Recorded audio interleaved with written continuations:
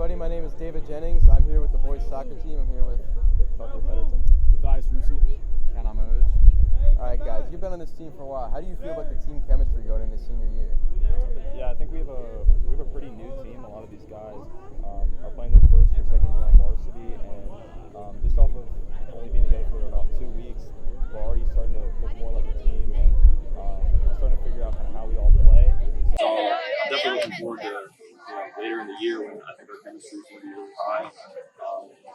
Yeah, we can function a lot. Like a team that's been playing for 3, 4, 5 years. Sounds great. That sounds great. Do you guys have any kind of fun pregame rituals you like to go through before each game to kind of build as a team?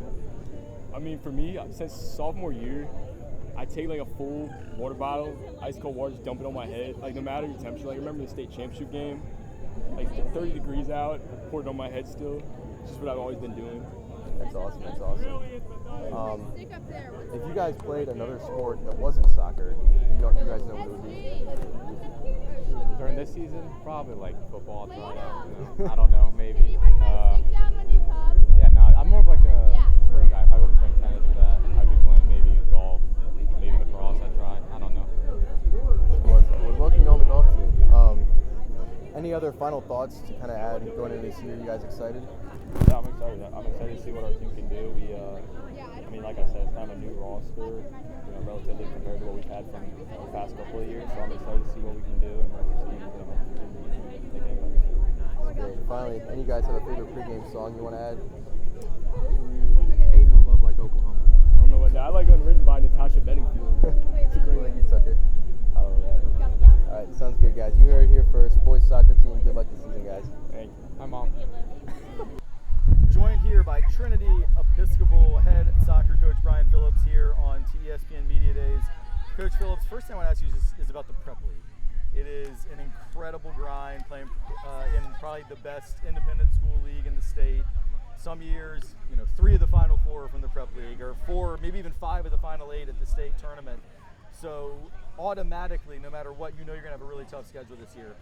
You've been part of this league for a long time. Just speak about, in general, Prep League soccer and maybe our place in it as Trinity. Well, I love that we play in the league that we do. It's, as you said, highly competitive. It's always good matches, even when teams are maybe a little mismatched. The rivalries draw out the best in them, and I think they're fun to play in. I think they're fun to watch as well. And there is also kind of a brotherhood within that because we all are competing so hard. I know and converse with a lot of the coaches regularly. We have respect for each other. It just makes it's a great all-around atmosphere where you're getting high levels of competition. Everybody's in it to win it, and it's very, very competitive. And if you can survive through our league, you've got a good chance in the tournament. For sure, and the last 3 years we've not only made the state tournament but advanced and pushed ultimately the eventual state champion to the brink for 2 years in a row. But you lost a lot of guys, a really strong class of 24, strong senior group this year, but how do you never replace all those seniors, but how do you restart it and start the grind all over and get guys up to speed to be able to compete, as you said, in such a competitive league? Yeah, you look to the seniors to provide that leadership and set a culture and example for how we want things to get done and what our expectations are. But you also welcome in those new faces. You always want to regenerate. You're always looking to watch them grow and develop over their career on the team. So it's fun to have that kind of a new balance. We've been an experienced team the last couple of years. Now we'll be a little bit more evenly balanced between new faces and old faces. Can we gel and can we get that example, set that culture, and then rise to the challenges this year? So I guess it was now maybe 2 weeks ago. Maybe it was just last week, but there was an alumni game. I think it was maybe 8 days ago. That alumni game, something struck me, and this is a tradition that's gone on for many years in the boys soccer program. But that evening, there were representatives from Trinity boys soccer every single year, from graduating year from 2017 all the way to 2029, which are the current 8th graders, plus one from 96. And we're not going to mention who that is.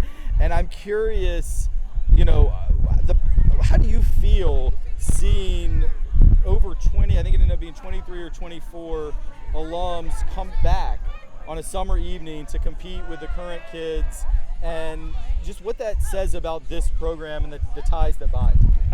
That is one of my favorite things that we do and that I enjoy every year, to watch the young men grow up, to see them stay connected, to see kids who've come through the program come back and continue to give to the program, to catch up with each other, to mentor younger kids, and just to be a part of the community and know that they had a good experience and want to share that and are part of a larger family that gets bigger every year is one of the most rewarding things that I find come out of the program and working with high school athletes in general.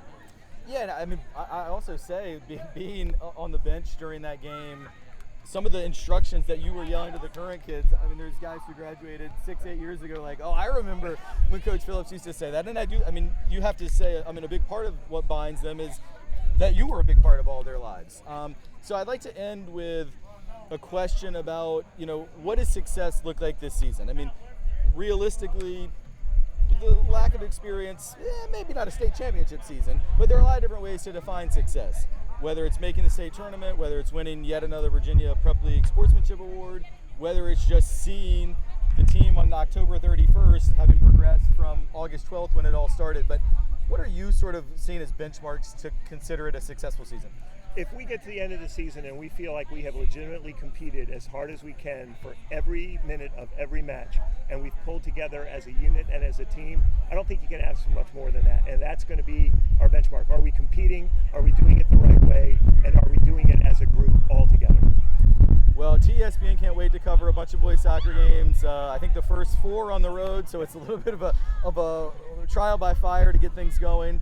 But as soon as the guys head back onto the field here on Pitaway Drive, we will be there covering it for you. Thank you so much to Coach Brian Phillips, the legend himself, for joining us here at TESPN Media Days. Thank you, Coach.